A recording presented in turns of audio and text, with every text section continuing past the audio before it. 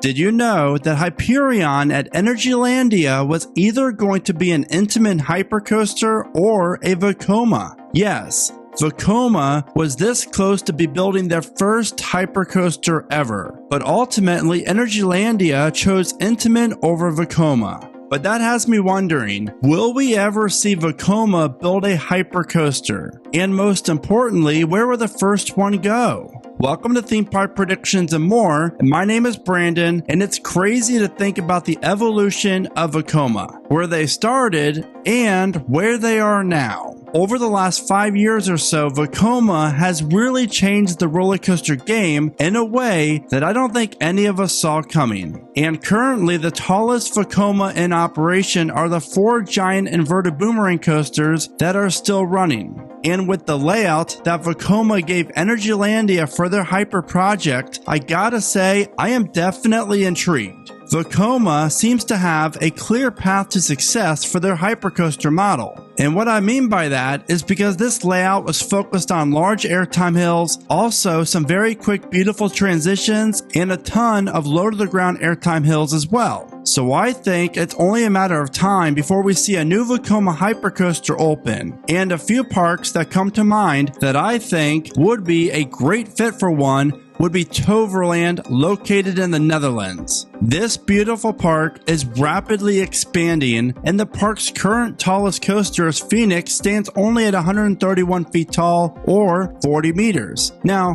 don't get me wrong, this B&M Wing coaster looks phenomenal, and the way Toverland placed this coaster in the park is just beautiful. With the new area that they're building right next to it coming in 2023, plus the whole area that was already built when this ride first opened, I mean, it's just absolutely beautiful. Another European park that I think has a legit shot at this type of coaster would be Heidi Park Resort. Now, the main reason why I think this park that is located in Germany has a legit shot at adding a hyper like this is due to the amount of room the park has to work with, and their tallest coaster currently is Colossus, which stands at a height of 164 feet or 50 meters. Now, before I share another park that I think could build a Vekoma hypercoaster, the ride you're watching right now was designed by my friend No Limits Coaster creator. So be sure to go check out his channel because he offers some of the best No Limit designs out there. With all that said,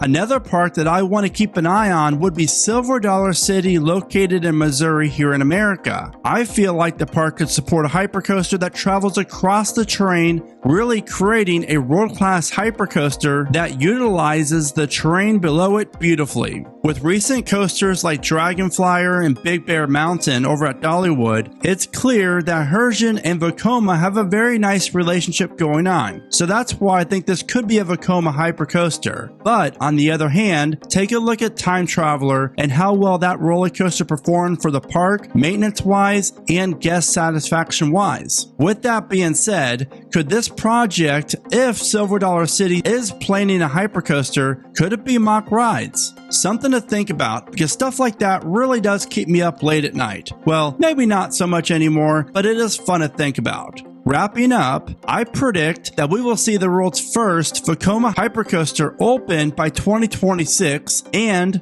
knowing what Vekoma can now do with their roller coasters, I am very confident in saying this, but Vekoma could very well build one of the best hypercoasters that we've ever seen before. So what do you think? What park would you like to see add a Vekoma hypercoaster and why? And when do you think it would get built? Be sure to let me know in the comments. And as always, thank you so much for watching. Remember to smile today, think positive, and keep riding coasters.